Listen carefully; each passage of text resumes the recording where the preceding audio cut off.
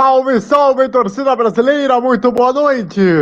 Estamos chegando para mais uma edição do Bandeira Quadriculada ao vivo. Depois da edição que nós tivemos semana passada em horário alternativo, estamos agora aqui para trazer todos os destaques do esporte do motor no Brasil e no mundo. Então vamos lá aos destaques dessa edição.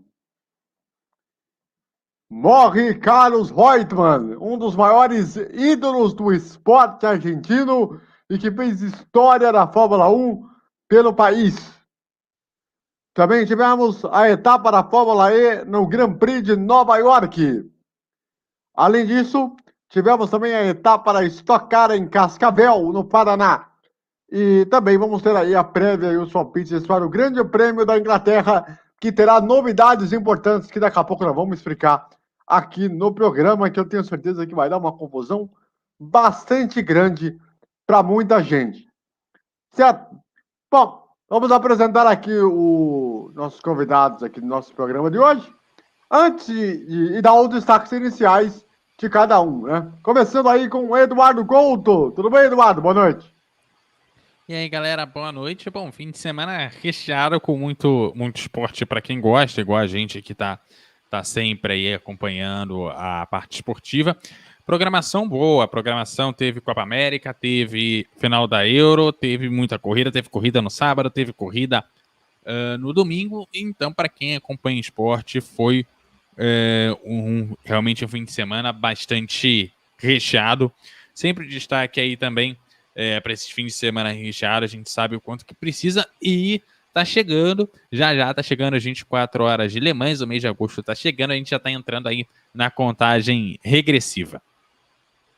Muito bem, muito bem, muito bem. Aliás, parabéns à Argentina, campeã da Copa América depois de 28 anos, hein?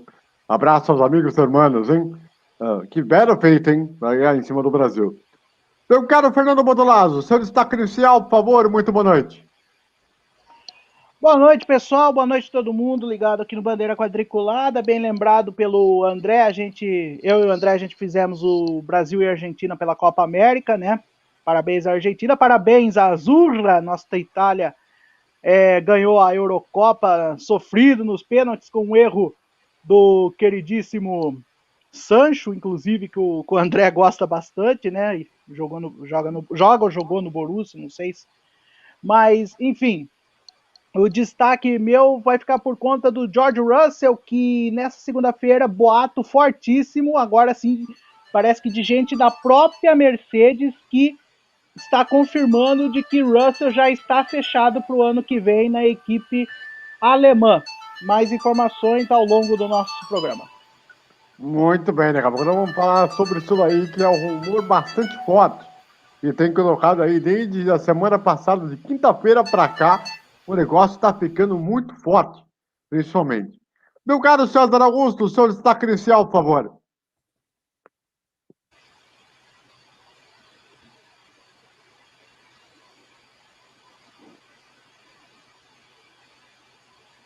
César?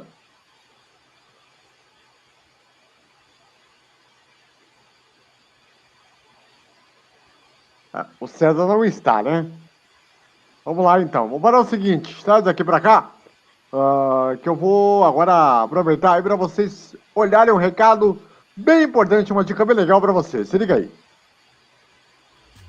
Você aí de casa, sua máquina de lavar está com problema e não sabe aonde fazer a sua manutenção? É só chamar a Alexandre Lavadoras. Aqui você conta com carinho na manutenção de sua lavadora e conta com atendimento especial. E se você ainda não tem uma lavadora e quer uma com preço baixo, aqui você encontra as melhores opções em lavadoras usadas e com garantia de quem entende de lavadoras. Gostou? Então ligue lá! 15 98 135 2825 ou siga no Instagram, @Alexandre Lavadoras. Você já sabe, falou lavadora, falou Alexandre Lavadoras.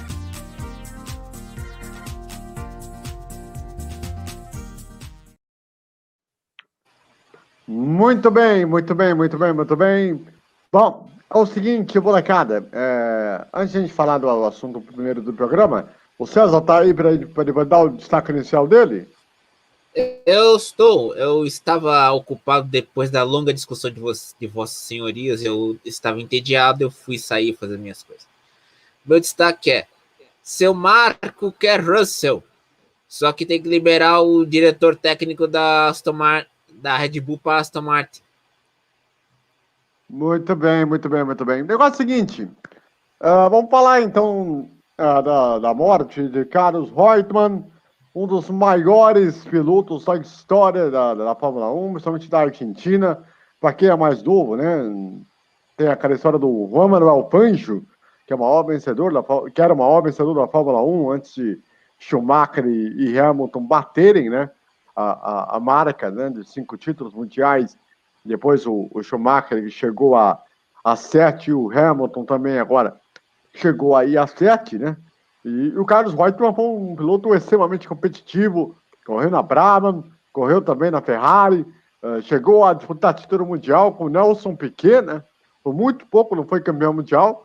Um piloto extremamente competitivo, depois foi senador e passou aí por uma carreira também política muito forte na Argentina, e estava em Santa Fé, na província próxima a Buenos Aires, quando apareceu ao lado da família e que já estava com problema de saúde muito grave já na última década, principalmente para cá, e que seus problemas de saúde se acentuaram muito, e ele estava no último ano do mandato lá do Senado na Argentina. E o cara, Fernando, o quanto representa Carlos Reutemann? Bom, André, Edu, César, você aí, o pessoal de casa, é o seguinte, só um adendo, a gente acompanhou o estado de saúde do Carlos Reutemann, né? Tinha piorado a situação dele, depois a gente trouxe aqui que melhorou, piorou até ele falecer na última quinta-feira. Bom, o Carlos Reutemann pode ser considerado, vamos dizer assim, o equivalente o que o Nelson Piquet foi aqui no Brasil, né?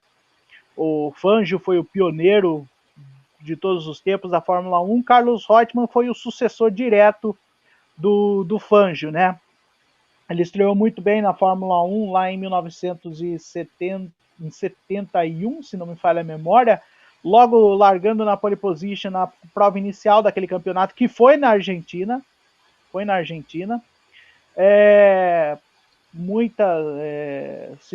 bem, né? Ele estreou logo na Brabham. Foi o primeiro vencedor do Grande Prêmio do Brasil e até hoje é o segundo maior vencedor da prova, né? Só perde para Alain Prost.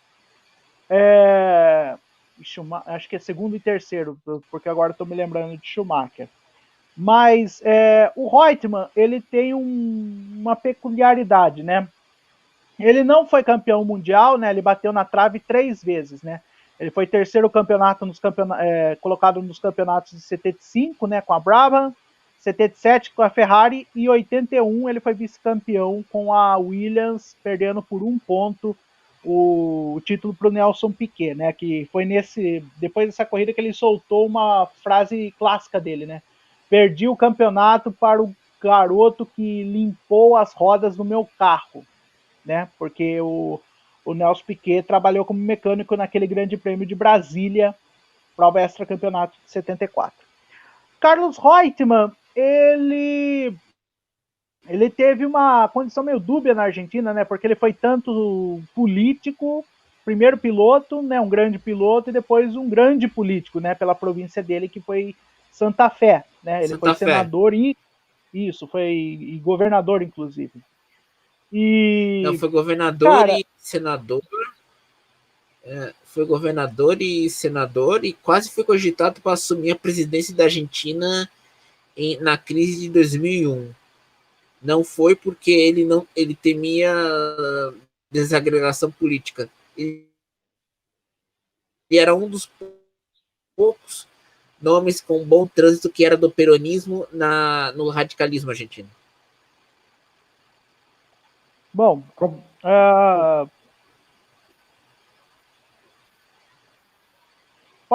pode prosseguir. Não, complementa aí, Fernando. Só na questão do Reutemann, não chegou a muito ter luto por conta dessa conquista da Copa América da seleção argentina, que abafou, né? Não deu para sentir o quão o povo argentino ficou triste com a perda do Carlos Reutemann, diferente do que aconteceu com a morte do Maradona, né? Então ficou nessa daí de que acho que a gente não vai conseguir entender o quão o povo argentino admirava Carlos Reutemann por conta disso. Mas, de um modo geral, os amantes do automobilismo sentem a falta, sim, porque foi um piloto muito dúbio. Quando estava bem, era um piloto muito técnico, muito difícil de ser batido, muito rápido. E quando ele estava numa situação mental muito ruim, era um piloto fácil de ser abatido, né? Foi um momento de só pegar os dois momentos no mesmo ano de 81, no começo do campeonato, onde ele estava muito forte, muito bem mentalmente. Teve aquela clássica cena do GP do Brasil, em que a Williams tentou fazer o jogo de equipe com o Alan Jones, que ele recusou, né? Ele venceu a prova e causou uma celeuma na equipe, né? Tanto que o Jones, acho que correu apenas, acho que mais uma prova no campeonato, se eu não estou enganado. Depois eu não lembro se ele terminou o campeonato, acho que ele terminou o campeonato de 81, mas depois ele foi embora, uma coisa assim. E um momento no final do campeonato onde o Piquet foi chegando, até que na última corrida o Piquet na verdade ele ficou a corrida inteira apagada, foi facilmente ultrapassado, até que o Piquet nem precisava ganhar a corrida, como não ganhou, chegou em quinto e foi campeão do mundo. Mas foi um piloto que marcou seu nome, cravou seu nome na história da Fórmula 1. Não por ser um grande vencedor ou por ser um recordista, mas pela assinatura dele, pelo jeito que ele era. Ô, Eduardo, eu quero saber a sua opinião também sobre Carlos Reutemann. Não, ele é um piloto que teve muitos altos e baixos na Fórmula 1, né? Ele teve uma desclassificação na carreira dele, que foi porque ele queimou a largada. Naquela época, você não tomava um drive-thru ou tomava penalização por tempo, você era desclassificado. Ele acabou sendo desclassificado, isso lá na Austrália, em 78. Ele teve bons campeonatos também, né? O pior campeonato dele, o nosso querido Fernando aí estava falando que ele era um piloto que às vezes tinha época que estava muito bem, ia bem e tal, e tinha época que ia mal. Em 75 ele chegou a ser terceiro lugar, conseguindo vários pódios e tal. Em 76 ele foi muito mal, ele abandonou 9 dos 13 GPs, conseguiu apenas 3 pontinhos graças a um quarto lugar na Espanha naquele ano. Foi um ano bem ruim para ele. E 3 pontos foi basicamente o que ele conseguiu no primeiro ano dele, quando ele entrou na Fórmula 1, ainda correndo pela Brabham, conseguiu um quarto lugar lá no Canadá. E aí ele conseguiu ali 3 pontinhos ali. Foi bem, ele chegou a pontuar quase 40 e poucos pontos, quase 50, passou dos 40 em vários campeonatos. Foi bem, teve várias vitórias no Brasil, inclusive. Mas é um piloto que, como na sua época, era um piloto que tem uma taxa de ausência, né, na finalização da corrida, né, de acabar tendo que sair durante a corrida muito alta, né, muito comum nos anos 60, nos anos 70, nos anos 80 já um pouquinho menos, mas bem diferente da época dos anos 2000 e 2010, onde realmente abandonos, principalmente nas equipes de elite, são raros, né? Tanto é que se você pegar na Mercedes, nos últimos anos aí da Mercedes, em que ela foi campeã nos 8 anos aí, que ela foi campeã em sequência, teve uma única corrida que ela abandonou com os 2 carros, né? E isso antigamente era muito comum, equipes ficarem sem os 2 carros, ficar sem um carro. E você vê o próprio Hamilton como um piloto não só consistente de que está sempre lá na frente, raramente tem problemas no carro, e abandonos a gente pode contar nos dedos, né? Então, passando esse espectro aí da carreira. Eu acho que a carreira política já foi muito bem falado. O César fala dessa parte política melhor do que eu. Realmente, a situação da Argentina era muito ruim em 2001. Não melhorou muito, mas aparentemente parece que está um pouquinho melhor do que estava em 2001, não que esteja extraordinariamente melhor, mas, claro, a gente precisa colocar que ele foi um grande piloto e foi responsável, né, também pela união do país. Talvez se o Senna permanecesse vivo depois ali de 94, talvez ele também tivesse entrado para a carreira política, teria feito alguma coisa, pelo menos para o estado dele, né? Não sei se nacionalmente ele faria alguma coisa, né? Mas são dois grandes heróis nacionais vindos a partir do automobilismo, né? E até não teve muita repercussão, né? O que aconteceu da morte dele, né? Sim, eu esperava uma repercussão um pouco mais forte, mas não foi tudo aquilo que eu imaginei que fosse, pelo tamanho que ele conseguiu, pelo tamanho que ele construiu ao longo da carreira. E também um abraço para a família, né? Para a esposa, a Verônica, né? Que era a atual esposa dele, né? Os filhos, os bisnetos, os netos, aí que possa ter forças aí para AVC. prosseguir a vida em frente. Diga. Na Argentina teve uma repercussão grande. O que aconteceu é que fora da Argentina pouca gente se ligou desse fato da morte do Reutemann. Somente a edição global da Motorsport.com publicava boletins quando tinha novidades sobre a saúde do Reutemann. Mas na Argentina ele é considerado o melhor piloto depois da era Fangio na Fórmula 1. Se eu não me engano, o YouTube da Fórmula 1, né? Fez um vídeo, né? Fez vídeo. Com uma narração em argentino. Agora eu não lembro quem era o locutor. Não, era em espanhol. Tanto que teve uma vez, em 81, quando a abertura do campeonato era na Argentina, o Reutemann, a corrida, o jogo caiu no mesmo dia do Boca e River. O Boca e River teve que ser mudado de horário para não mudar o horário da corrida na Argentina, que era no circuito de Buenos Aires, o circuito Oscar Álvarez. Então, lá onde ocorreu, vamos dizer, a última vitória de um argentino em solo argentino, que foi com Carlos Reutemann em 81. Essa pista aí é aquela que depois foi reformada para a Fórmula 1 lá em 95? Exatamente. Foi essa. Né? Só uma correção a respeito do César. O Carlos Reutemann, se não me falha a memória, eu acho que ele venceu aí na Argentina em 80, porque em 81 quem venceu foi o Nelson Piquet. Porque o Reutemann venceu no Brasil, a próxima corrida foi na Argentina e o Piquet venceu. Muito bem. Se eu não me engano, em 81 era em Jacarepaguá, não era?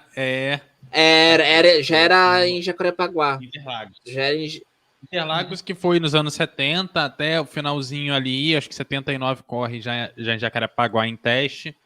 Aí nos anos 80 praticamente todo foi no Rio, né? Autódromo que não existe mais graças às Olimpíadas Rio 2016. Muito bem.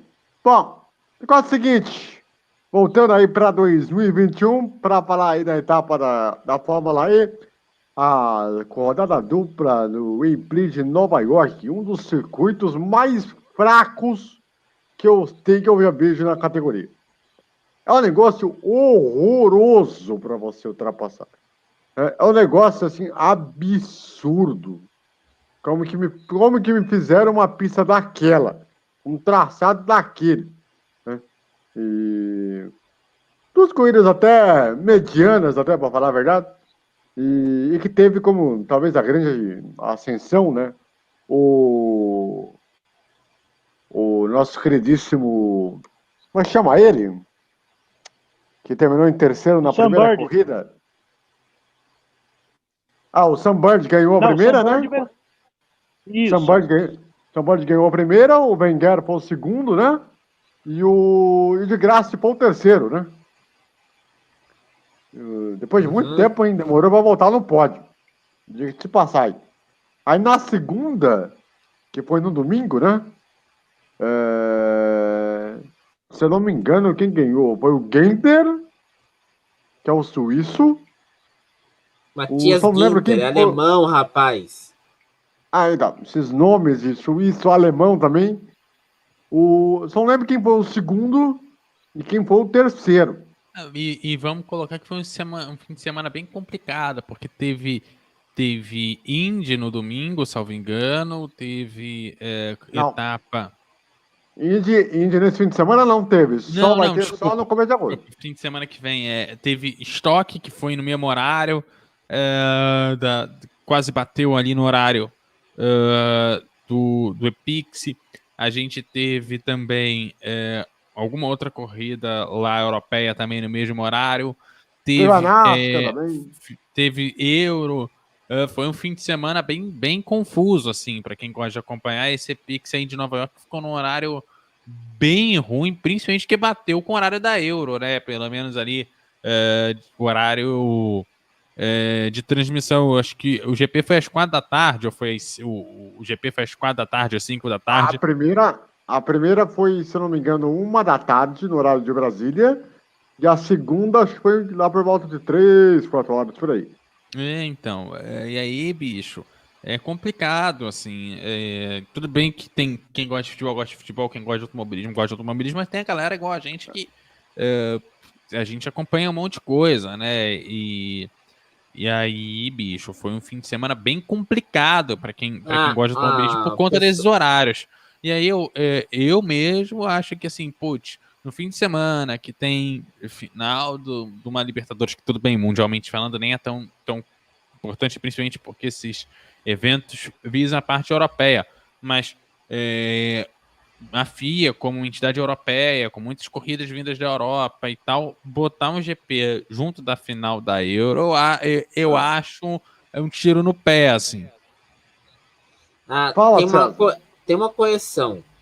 O nome do piloto alemão é Maximilian Ginter, que corre pela BMW Andretti, e o Sam Bird corre na Jaguar Racing. Então ele venceu as duas corridas, tanto no sábado como no domingo, na rodada dupla. E eu sou bem a favor, assim, dessa questão de horário, o pessoal achar que eu não pego no pé.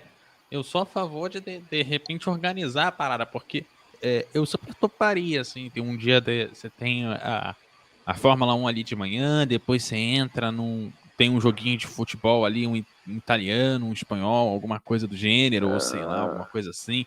Você emenda numa Fórmula E, e depois você tem um jogo de basquete, depois emenda um futebol americano, sabe?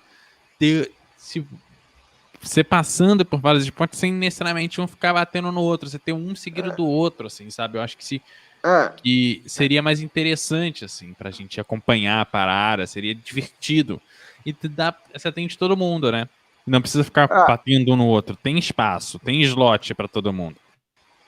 Mas é que cada categoria também vive no seu mundo, né? Aí muitas vezes muitas categorias, eu não sei se o Fernando concorda, vai ter praticamente a maioria das categorias parece que ela vive num mundo próprio. Ela não vive numa questão de olhar um para o outro, né? E não sei qual é a opinião dele, claro, ele aproveita aí também para falar da etapa. Bom, você falou uma coisa que tem sentido. Acho que a única que as únicas categorias que realmente se preocupam com outros esportes é as americanas, né? Tanto a Indy quanto a NASCAR, né? Tanto que Lembrando você pode que ver a Indy por muitos anos botou o fim da corrida da Indy com o início da corrida da NASCAR para manter o público. Vários anos foi assim. Não sei se continua. Eu acho que continua, mas eu não tenho certeza. Não, continua. Faz uma rodada então, dupla com a NASCAR. Isso. Realmente continua. Tanto que você pode ver que a Indy, se você pegar bem lá no comecinho, lá anos 80, início dos anos 90, realmente ela terminava como hoje, ela terminava no fim de setembro, né, para não acertar vamos dizer assim, o grosso da NFL. Então agora a NASCAR não, a NASCAR vai até novembro e assim desde 1815 vai continuar sendo. Então, as outras categorias, você pode ver, Fórmula 1 não para em Copa do Mundo, em Olimpíadas, As categorias europeias não param. E uma coisa que eu já tô cabreiro com a Fórmula E é essa questão de rodada dupla em dias diferentes. Tá legal, é para ter mais corridas. Tá, tudo bem, mas faça no mesmo horário, cara. E outra também, a Fórmula E, eu acho que o Alejandro Agag já tá ficando gagá com essa ideia de fazer tudo no mesmo em circuito de rua para diminuir o impacto. Só que as pistas são verdadeiras porcarias. Ele aumentou o carro e continua uma merda.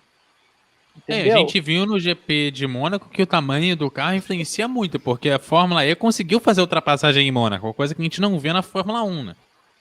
Sim, sim. Agora, o que me deixa intrigado é que pista de rua como Mônaco conseguiu fazer ultrapassagem. E num autódromo super remendado como Valência, onde cabia 3 carros de Fórmula E e onde se tinha lugar para fazer ultrapassagens, onde o piloto e o carro seriam testados de forma integral, eles fizeram um remendo porcaria lá e que matou a corrida já no início. Então, a Fórmula E eu acho que tem que mudar a gestão dela imediatamente. Eu já sou radical na questão da Fórmula E. Se eu não me engano, acho que tá aqui no canal, né, o Eduardo? Aquela live que eu fiz com o Theo José, né? Quando ele falou sobre a Fórmula E, ele. Que eu fiz lá no meu canal no YouTube, que tá aqui, no canal do Bandeira. Ele chegou a falar, né, que a Fórmula E realmente, de uns 6 meses pra cá, ela piorou bastante como campeonato, né? Você concorda?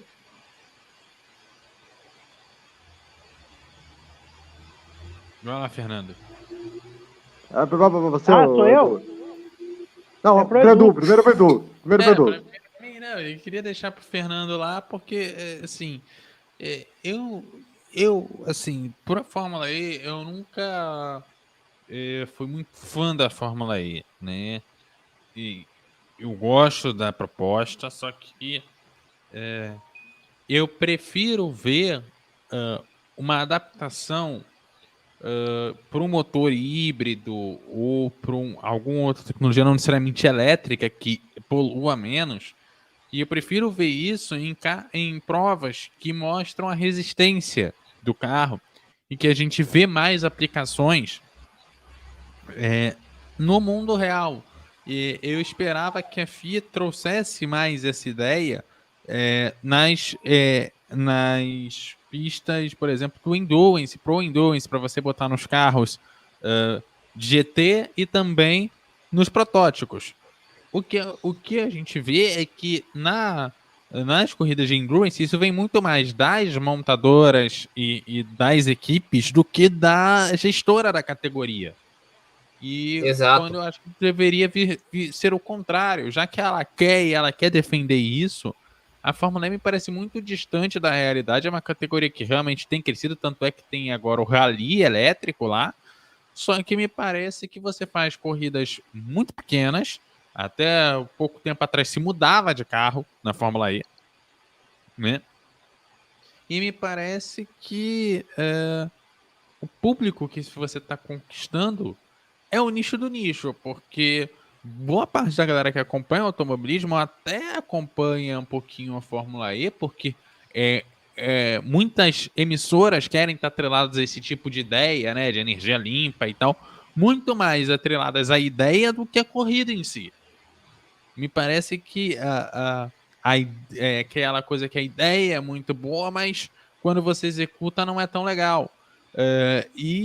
Poxa, dá para você trazer motores que poluem menos para a Fórmula 1, que ainda polui muito. Você consegue trazer motores que poluam menos. Uma corrida de endurance, tu vai fazer uma corrida de 24 horas. Olha a quantidade de combustível que você vai torrar. Peraí. Fala aí, Sandro. Eu faria o seguinte, Pode continuar sem mim, peraí. Fala, Fernando, fala. Vamos lá. Assino embaixo no que o Edu falou, mas você pode ver que a filosofia das categorias já mudou. Por exemplo, a Fórmula 1 já falou que não vão mais continuar o programa, ficar desenvolvendo coisas primeiro na Fórmula 1 para passar para os carros de rua. Foi dito até, inclusive, num boletim do PQ, que foi o César que fez, agora, nesse último Grande Prêmio da Áustria, que agora as montadoras e as equipes querem desenvolver exclusivamente para a Fórmula 1 as tecnologias que vão ser usadas apenas na Fórmula 1. Na questão dos motores, vai chegar um ponto que a Fórmula E vai ter que deixar de existir, porque a Fórmula 1 já está se engajando mais num conceito híbrido e elétrico, né? Que não vai fazer mais sentido ter uma categoria elétrica como a Fórmula E, que já está perdendo interesse já. Eu lembro que eu e o André, a gente transmitiu o título da Fórmula E, o título do Nelson Piquet, que foi a primeira temporada que a gente fez. Na época era novidade, tinha pegas legais, tudo. Só que hoje, eu assisti 5 minutos de Fórmula E, que foi a corrida de Roma, não vou negar, foi a última vez que eu assisti Fórmula E, eu achei uma bosta. Me parece, me parece, assim, quando a gente pega a Fórmula E, de um modo geral, que ela não só que ela talvez deva acabar se não se reinventar, mas o fato de que é ótimo ela ser uma categoria de teste e ver se funciona. Vimos que funciona.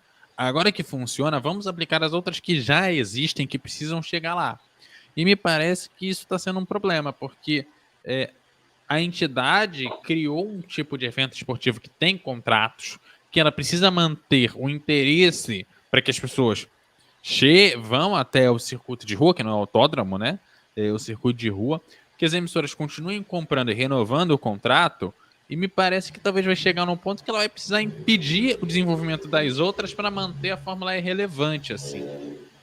Espero que eu seja mordido da língua e isso não aconteça, mas isso é um medo e é uma coisa que é bom a gente ficar de olho também. Eu faria uma observação. No último final de semana do GP da Áustria, você teve a reunião com a unidade de motores da Red Bull, você teve a Ferrari, Renault e Mercedes, mais a inclusão de Audi e Porsche, do grupo Volkswagen. E temos um detalhe. A Audi nem quis ficar na Fórmula E e nem quis ir para a Extreme E. Ela vai direto no Dakar para fazer um carro híbrido, para disputar rally de verdade. Não vai para fazer... Na rua, para a rua, a tendência é que os carros sejam híbridos, porque o pessoal começou a se tocar, e é importante que a gente coloque aqui alguns problemas no carro elétrico, tá? E aí, vamos ver vários problemas. Primeiro o carro elétrico, ele tem um range, né? Muito baixo. Não é um range muito baixo, não. Muito baixa. Não é autonomia. Tem autonomia baixa, mas tem outra questão. O torque é direto. Você não precisa chegar até um certo nível de rotações de minuto por minuto no motor. Num carro a combustão, você chega a 100 km por hora a 3.000 RPM. Num carro elétrico, você chega a 100 km no ato. Quem viu isso, você testar um Porsche Taycan. Você já vai enfiar o pé na jaca, o carro faz um 0 a 100 em 2 segundos. E olha que não tem motor. E não tem motor de combustão. Tem 2 motores elétricos. Então, mas aí eu vou colocar um outro ponto que é o seguinte, onde o pessoal está começando a tocar. Além dessa baixa autonomia, né? Mesmo que chegue de 0 a 100, beleza, que chega muito rápido, que é um problema para um carro de rua, né? Que precisa ser resolvido. Tem um terceiro, porém, que é da onde que vem a energia elétrica. Porque a gente está aqui acostumado com o Brasil, e o Brasil é um país que, teoricamente, apesar dos vários problemas, inclusive alguns problemas ecológicos da nossa geração de energia, porque tem muita hidrelétrica que gera alguns problemas na região, como a inundação de uma área muito grande, etc. Não vou entrar muito no detalhe, quem quiser depois pesquisa o esquema lá das hidrelétricas. Mas, mesmo assim, o Brasil é um país que tem muita energia renovável. A gente tem energia eólica, tem alguma geração de energia solar baixíssima, mas tem. A gente tem muita hidrelétrica, que é a grande massa da nossa geração de energia, e tem lá as usinas nucleares, a grau 1, 2 e 3 ali, que é a piorzinha, que a gente tem além das termoelétricas, que é o que é o desespero na E nossa tem a biomassa sociedade, ainda por cima. Tem a que biomassa. igual a energia solar é pouca coisa, né? Mas tem. E aí o que acontece? Você vai em outros países, como os Estados Unidos, como boa parte da Europa, você tem muita energia que vem do carvão, que vem do petróleo, que vem, alguns lugares vem de incineração de lixo, apesar de parecer uma boa ideia, gera aquela poluição no ar muito grande, porque você está queimando coisa, então você tem a queima ali. E aí quando você vai ver, você deixa de botar combustível no carro, mas você põe combustível na geradora de energia. Então você não está limpando nada, você só está transferindo de um lugar para o outro. E aí o pessoal começou a se tocar que não era uma ideia tão boa assim, enquanto também os governos não se acertarem na sua geração de energia. E é muito mais difícil você acertar a geração de energia de um país que vai levar 20, 30, 40 anos para ser acertada, do que o de um carro você fazendo ele híbrido com algum outro tipo de combustível que não seja o derivado de petróleo ou derivado de alguma coisa desse nível. Derivado fonte renovável.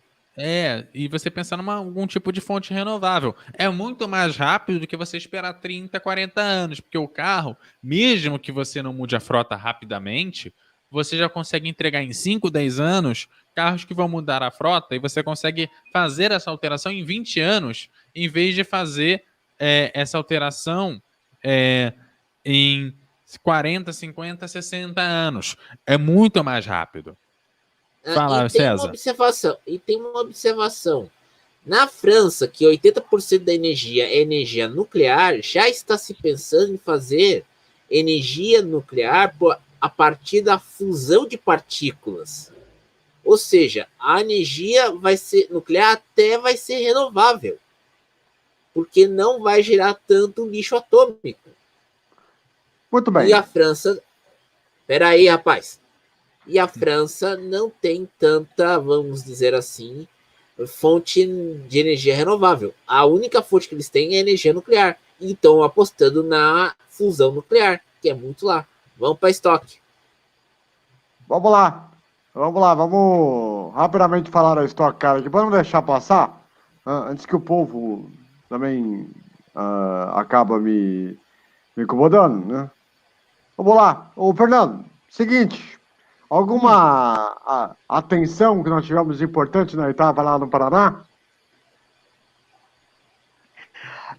Nós tivemos a vitória do Ricardo Zonta, se não me falha a memória, e também do Thiago Camilo, é isso? Do Thiago Camilo, Ramos, que assumiu novamente a ponta da Stock Car, né?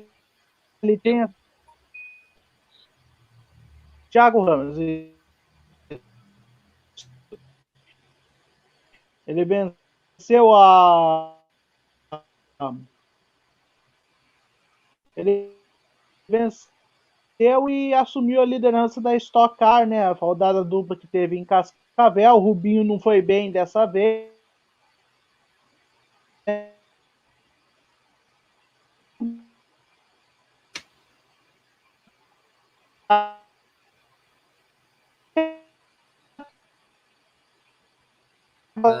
O Fernando tá com problema. O Fernando tá com problema no áudio aí. Acho que é a conexão dele. A conexão dele tá com... Mas antes de a gente ir para a Fórmula 1, tem um fato a ser destacado. O Dudu Barrichello... O Dudu Barrichello já marcou os primeiros pontos na categoria pela Toyota. Na sua primeira corrida de estreia. O curioso é que o Rubinho está fazendo um trabalho extremamente grande com os carros e com as equipes. É impressionante como ele está conseguindo estabelecer uma ideia dentro da categoria. E ele está muito bem, aliás, com a categoria, né? Não só com a categoria, com tudo que ele está fazendo aí, de acompanhar o Dudu Barrichello e tal. Mas também um campeonato que, assim, essa ideia também de rodada dupla, eu acho muito estranho, tá ligado? De terminar a primeira corrida e logo na sequência você já começa a outra. Não, mas isso é uma coisa que está sendo adotada em várias categorias aqui nacionalmente falando, que a Truck está sendo assim, na verdade, todas ali da base ali da Stock estão fazendo assim, e na Truck tem funcionado melhor do que na Stock. E engraçado, né? Na Truck, que não é a categoria principal, tem funcionado melhor. Aliás, na corrida passada deu até problema na formação do grid, porque na hora que passou deu um problema na telemetria lá na passagem, o pessoal teve que refazer o posicionamento antes de largar para a segunda corrida. Então, mas porque... tá interessante na Truck, viu? Então, muito por conta do respiro e tal. Diga lá, Fernando.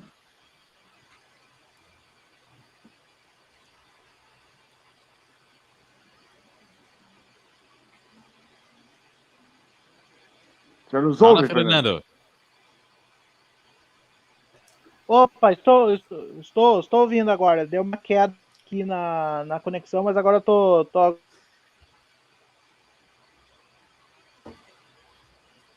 Ele não votou. Eu acho que não tá, não. Não tá, não. Vamos para a Fórmula 1, pessoal. Vamos lá. Vamos lá. O Grande Prêmio da Inglaterra. E vamos ter uma novidade importante, que é a tal da corrida de classificação. Ô César, me explique esta ideia sensacional que eles inventaram.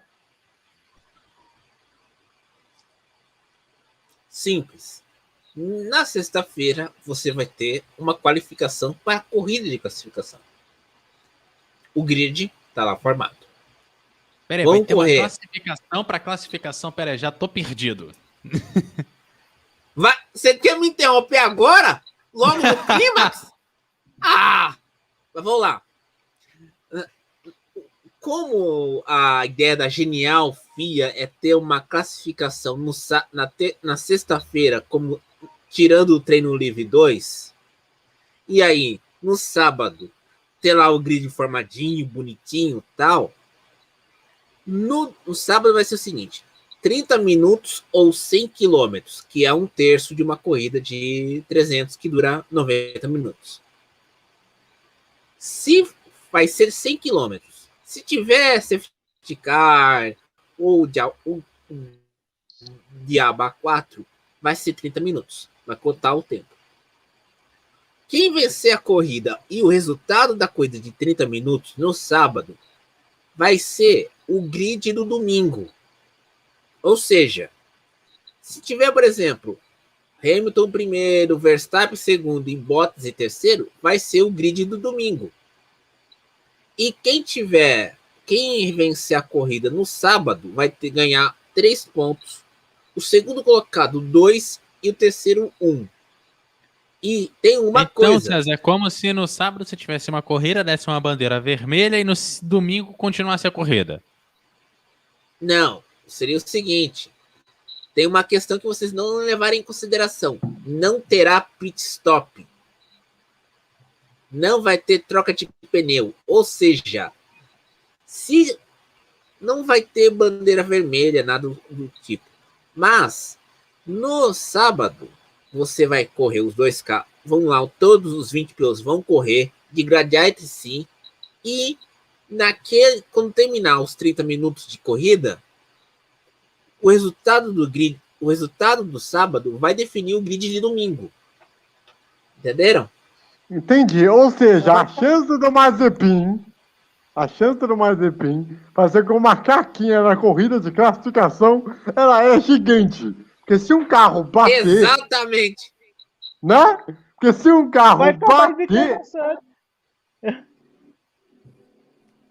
Como é que é, Fernando? Cada vez melhor essa corrida de classificação. Viu?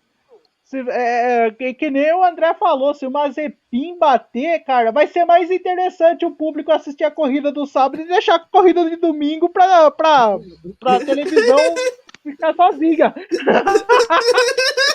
Exato!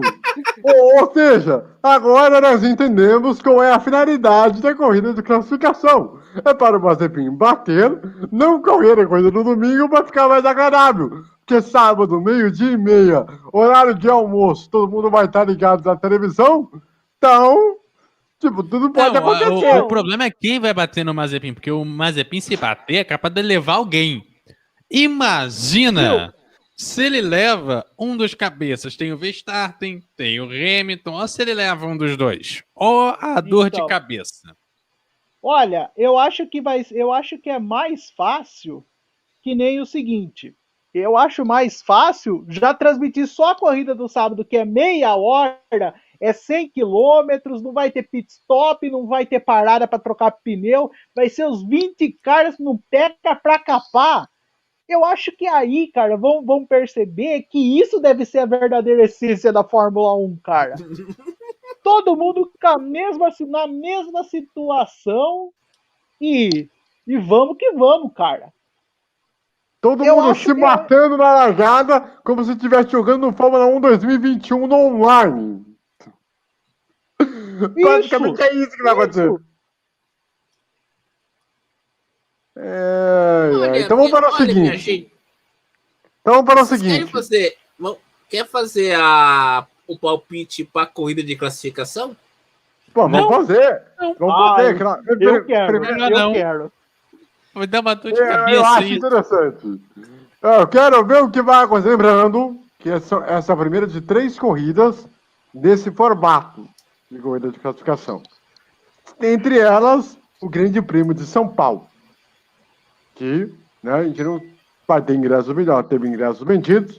Provavelmente deverá ter público lá em novembro, acho, se não me engano. E tem uma outra corrida na Itália, né? Também que vai ter essa forma. Muito bem. Então vamos lá. Começando então com o treino que vale para a corrida de classificação. Nossa! Vamos lá, Fernando. Nossa, já direto comigo? Vamos lá então. Eu vou de Hamilton em primeiro. Eu vou ser que nem o André com o Verstappen. Bonezinho da Mercedes, eu acredito. Hamilton primeiro, Verstappen em segundo e Landinho Norris da Inglaterra em terceiro. Bom palpite. Vamos lá. Eduardo, para você, na corrida do treino para a corrida de classificação. No treino, eu vou botar o Lando Norris em primeiro, o Verstappen em segundo e o Vettel em terceiro. Nossa, aí a torcida inglesa vai à loucura. Aí o bagulho vai ser louco. César, vamos lá, você. Verstappen em primeiro, Gasly em segundo e Vettel em terceiro. Eu vou ser mais ousado. Eu vou de Gasly na pole, com o Vettel em segundo, e na terceira posição, o George Russell. Vou ser ousado. Não, pera um minuto aí. A situação é Rússia. Não, pera um minutinho aí. O Russell está sendo cogitado para ser levado para Red Bull se caso o seu Toto Wolff morrer de amores pelo Bottas.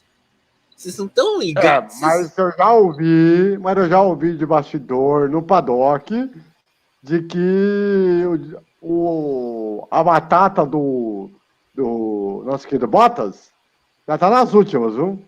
A situação dele tá complicada. A batata dele não tá mais assando, ela já tá queimada. Exato.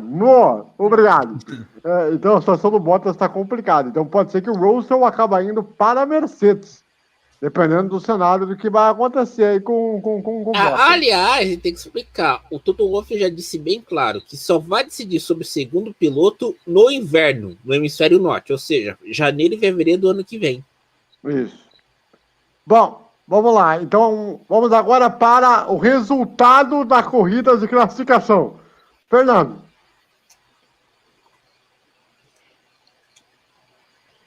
Ai, vamos lá. Vou chutar, hein? Eu vou chutar, hein? Vamos lá, Hamilton em primeiro, Verstappen em segundo, para dar aquela apimentada no campeonato, e Daniel Ricciardo em terceiro. Eu quero ver ele correndo com o carro da NASCAR, cara. Muito bem. Meu caro Eduardo, resultado aí do seu palpite para a corrida de classificação. Olha, a corrida de classificação eu vou botar o Vettel em terceiro de novo. Vou botar o Hamilton em segundo e Verstappen em primeiro, porque o Vettel tá chegando lá em cima, tá conseguindo chegar perto dos pódios. A última corrida dele foi boa, tô confiando nele nessa corrida. Esse excesso de confiança, entendeu? Porque ele com excesso de confiança é bom que dá uma rodada, dá uma bagunçada na corrida ali de domingo. Sim. Entendeu? Esminala. Meu caro César, para a corrida de sábado.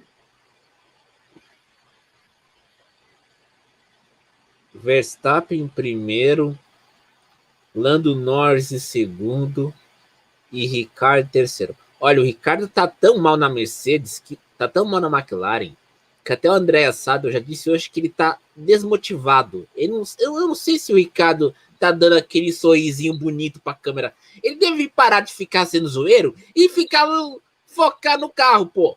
Porque ficar fazendo piadinha com o Verstappen é fácil. Ficar fazendo sorrisinho é fácil. Ficar fazendo zoazão é fácil. Agora eu quero ver na pista, meu amigo. Eu quero ver correr. Esses caras zoeiros. Vocês não correm. Não sabem. Vocês não correm. Não correm nem ferrando. É uma vergonha. Pra não tomar processo por causa do fim. Ó, pra mim, o resultado da corrida de sábado. O resultado da corrida de sábado vai ser o seguinte: George Russell vai vencer, vai largar na pole. Com o Verstappen em segundo. E Lewis Hamilton em terceiro. Gravem! Gravem! A prova vai ser do Mazepin. E o Mazepin vai rodar na primeira curva. Vai estancar o muro. Escuta, Zé. Não, mas aí é o seguinte, o Mazepin...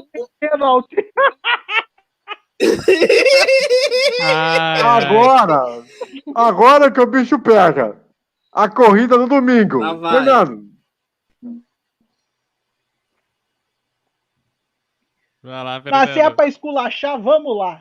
É pra esculachar, então vamos esculachar. E o que Tsunoda vai vencer o Grande Prêmio da Inglaterra, com Lance Stroll na segunda posição e Mick Schumacher na terceira posição.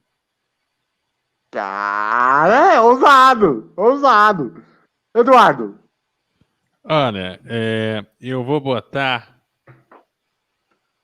Já que é pra zoar, eu vou botar o Mazepin primeiro. Boa! O Vettel em segundo. Ótimo palpite. Ótimo palpite, né?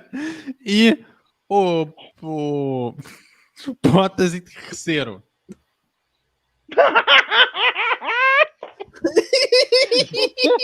Muito bem.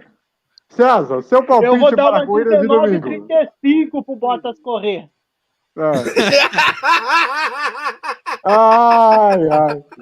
Eu quero ver o Bottas cruzar a marcha no Mercedão. Que isso? Ai, que bonito, que beleza. Que isso. Ô, César, seu palpite para a corrida de domingo. A corrida, Gasly em primeiro, Ocon em segundo e, para nossa alegria, Mazepin em terceiro. Olha, que beleza. Boa. Então, ó, grande pra mim vai acontecer o seguinte. Pra mim a corrida de domingo vai ser o seguinte. Mick Schumacher em primeiro. Boa. Segunda posição para George Russell. E terceira posição para Verstappen. Só. Lembrando que o Mick Schumacher não é o Schumacher, né, cara? Tá lembrado, é importante. Verdade. Vamos ver quem acertará tudo isso. Quero ver quem vai conseguir Olha, aceitar essa de tudo isso. Olha. Como disse o AVC, amigo. Como disse o AVC, a gente sabe que o Schumacher sempre tira coelho da cartola, amigo. Ele tira coelho da cartola, amigo. Mas, ô Galvão, você não soltou os cachorros porque a Globo não transmitiu a cerimônia de medalhas da Eurocopa ontem? Mas você viu, César? Uma falta de respeito com a Azurra. Fazia tempo que a Azurra não ganhava a Eurocopa, você viu, César? Uma tremenda falta de respeito, para não dizer uma bobagem, que a UEFA fez. Uma vergonha que deveria ser corrigida e que se não passa mais isso. E eu acredito sim, o Mick Schumacher e o Mazepin têm condições sim de vencer o Grande Prêmio da Inglaterra e botar pimenta nesse campeonato, amigo. Olha, eu não sei se os caras acreditam nisso, mas olha, se um francês ganhar na Inglaterra, chupa! Toma aqui! Vocês zoaram nós lá na Eurocopa! Agora tem que nos aturar! Eles vão ter que me engolir! Tá uma perda danada! Bom, vamos lá, destaque final de cada um. Começando com você, Fernando. Olha, eu estou prevendo essa corrida sprint da Fórmula 1, uma das coisas mais sensacionais que eu já vi no mundo do automobilismo. Estou realmente... Não, mas agora é sério, se for isso daí mesmo de 30 minutos, cara, mas eu vou estar tão entusiasmado para ver isso daí, cara, quanto, sei lá... Você vai dormir no meio da corrida? É isso que você tá querendo dizer? Não, pelo contrário. Se for isso que eu tô pensando que eles vão pro pega pra capar, cara, eu não vou perder por nada.